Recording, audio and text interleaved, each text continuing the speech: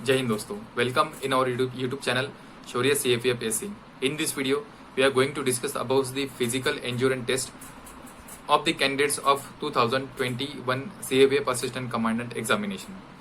देखो दोस्तों, जैसे कि हमने कट ऑफ जो डिस्कस किया है और जो बताया गया है, तो उसके अकॉर्डिंग मैंने बताया कि जो कट ऑफ क्लियर कर पा रहे हैं या जो बाउंड्री पे है या उससे 10 मार्क्स जिनको कम आ रहे, उन्होंने पीईटी की प्रैक्टिस शुरू कर देनी चाहिए।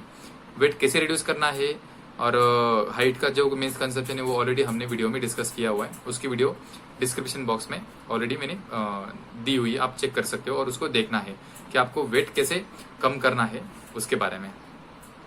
तो पीईटी कैसे शुरू करें? तो देखो दोस्तों, एक्सपेक्टेड है कि आप दिसंबर में आपकी पीईटी जो है वो एक्सपेक्ट कर सकते हो, वो ऊपर भी जा सकता है, मतलब जनवरी में भी हो सकता है। तो अभी 3 से 4 महीने हैं आपके पास, तो हमने कैसे शुरू करना चाहिए? अब सबसे पहले आप जो नोटिफिकेशन है आपकी सीएपीएफ की, तो उसमें हमें देखना है कि 100 मीटर हमें कितने सेकंड में कवर करना है, 800 मीटर हमें कितने मिनट्स और सेकंड में कवर करना है, शॉर्ट पुट हमें कितना मीटर या कितना फीट फेंकना है, और लॉन्ग जंप हमें कितना फीट या कितना मीटर हमें लॉन्ग जंप करनी है। अभी इस वीडियो में बताऊंगा नहीं, यू शुड बी रिस्पॉन्सिबल, क्योंकि मैंने देखा है कि आप लोग नोटिफिकेशन बिल्कुल पढ़ते ही नहीं हो। तो आप वो नोटिफिकेशन पढ़ो, उसमें मेडिकल के जो क्राइटेरियाज है वो एक बार देखो। तो मेडिकल के भी बारे में आपके पास जो होंगे, जो भी आपके जो डाउट्स होंगे, वो एक बार वो मेडिकल में पढ़ो, मेडिकल के जो दिए हुए क्राइटेरियाज वो पढ़ो, और MD doctor of general medicine, तो उससे जाके आप सारी टेस्ट करवा सकते हो। तो पीईटी के बारे में हम बात करेंगे कि आप शुरुआत कैसे करें, 100 मीटर की शुरुआत कैसे करें। 16 सेकंड्स में हमें 100 मीटर कवर करना है। तो देखो दोस्तों, 100 मीटर डायरेक्ट ऐसे दौड़ के शुरू कर दिया और 100 मीटर कर दिया, ऐसे नहीं है। तो प्रॉपर स्ट्रेटेजी के साथ हम करेंगे। तो सबसे पहले हमें सुबह सुबह half an hour warm up और स्ट्रेचिंग के ऊपर काम करना है। तो वार्म अप में आप बिल्कुल short jump, high jump, stretching, up down, forward, upward clapping, तो सारी चीजें जो है वार्म अप की, वो वार्म अप करनी है। बिल्कुल स्ट्रेचिंग के ऊपर ज्यादा काम करना है। देखो दोस्तों, वार्म अप और स्ट्रेचिंग ये इसलिए कि जब हम रनिंग करते तो इंजुरीज बहुत होती है, शीन पेन होगा या क्रैम्प्स आ जाएंगे। तो ये शीन पेन होना, क्रैम्प्स आना, ये इसी वजह से होते हैं कि हम वार्म अप और स्ट्रेचिंग अच्छे से करते नहीं है। आप फुल मतलब सारी एनर्जी वार्म अप और स्ट्रेचिंग के ऊपर डाल दो, आपका जो 100 मीटर होगा, 800 मीटर होगा, वो उसमें आपको एनर्जी लगाने की जरूरत नहीं होगी। तो इसलिए हाफ एन आवर बिल्कुल वार्म अप अच्छे से करो। उसके बाद अब डायरेक्ट 100 मीटर की प्रैक्टिस हमें करनी नहीं है। तो उसके बाद हमें 1-1 मीटर और बिल्कुल धीरे धीरे हमें जाना है। एकदम आज से आप 5 किलोमीटर दौड़ना शुरू कर दोगे तो वो बहुत गलत स्ट्रेटेजी हो जाएगी। आप 1 किलोमीटर से शुरू करो। 1 किलोमीटर सबसे पहले वॉक करना है, हल्का वॉक, मतलब बिल्कुल नॉर्मल स्पीड से। उसके बाद उसकी स्पीड बढ़ाओ। जो 2nd किलोमीटर होगा वो रैपिड आपको चलना है। तो ये हो गया 2 किलोमीटर का वॉक। 3rd किलोमीटर जो आपका होगा वो बिल्कुल हल्की जॉगिंग, बस जॉगिंग करनी है, 1 किलोमीटर की जॉगिंग। और जो नेक्स्ट 1 किलोमीटर होगा वो थोड़ा सा स्पीड बढ़ा के रनिंग करनी है 1 किलोमीटर की।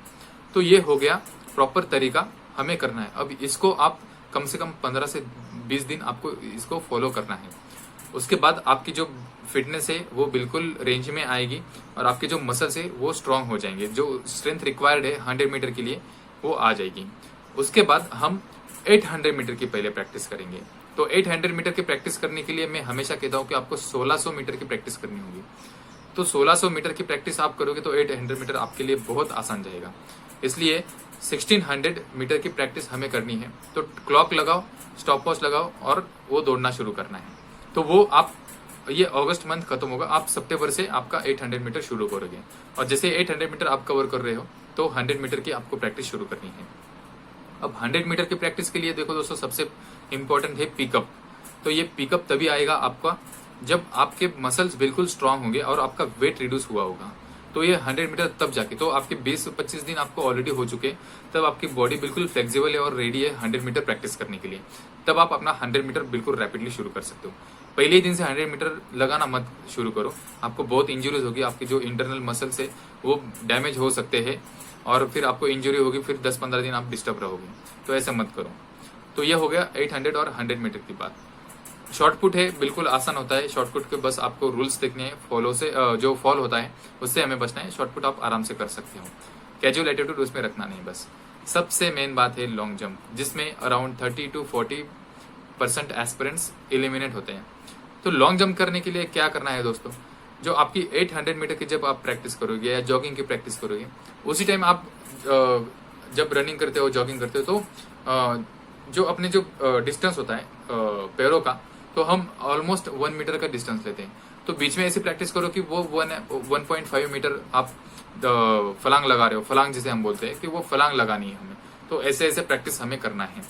और लॉन्ग जंप की प्रैक्टिस कब से शुरू करनी है, तो 10 से 15 दिन आप हो जाने दो, बॉडी को रेंज में आने दो, वेट थोड़ा सा आपका कम हुआ होगा, बॉडी फ्लेक्सिबल होगी, मसल स्ट्रांग होंगे।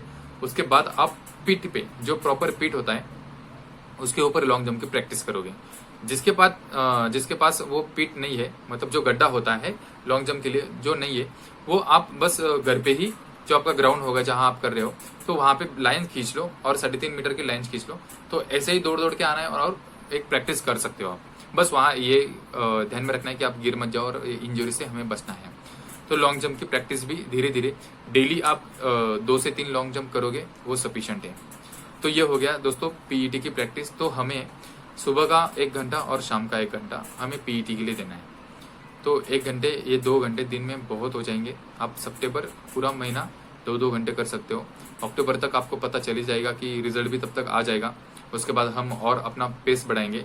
उसके बाद फिर से हम स्ट्रेटेजी डिस्कस करेंगे कि अब कितने लेवल तक और कितने स्ट्रांग तरीके से हमें प्रैक्टिस करनी है। तो ये दिन के 2 घंटे आपको सुबह, और जल्दी उठो सुबह सुबह, बिल्कुल मैं तो बोलूंगा कि 5 बजे उठो, 5 से 6, 6:30 या 7 बजे तक आप एक्सरसाइज करो और शाम को भी करो। अब सारा दिन भर क्या करना है, जैसे कि मैंने ऑलरेडी कहा है कि जब तक हमारा फाइनल लिस्ट में नाम नहीं आता है तब तक हमें रुकना नहीं है। चाहे वो आप पेपर 1 पेपर 2 क्लियर कर लो, क्वालिफाई हो जाओ पीईटी के लिए, still you should not be stopped here. हमें 2022 के अटेम्प्ट के लिए भी प्रिपेयर रहना ही होगा, और वो अभी से रहना होगा। ये आपके दिमाग में बिल्कुल सेट करके रखो कि 2022 के लिए मुझे बहुत अच्छे से तैयारी करनी है। अगर मेरा स्कोर इस बार 130 आ रहा है तो मैं इसको 150 कैसे लाऊंगा, उसके ऊपर मुझे काम करना है। इस बार मेरा स्कोर अगर 150 आ रहा है तो मैं 170, 180 नंबर कैसे ले आऊंगा, उसके ऊपर मुझे काम करना है।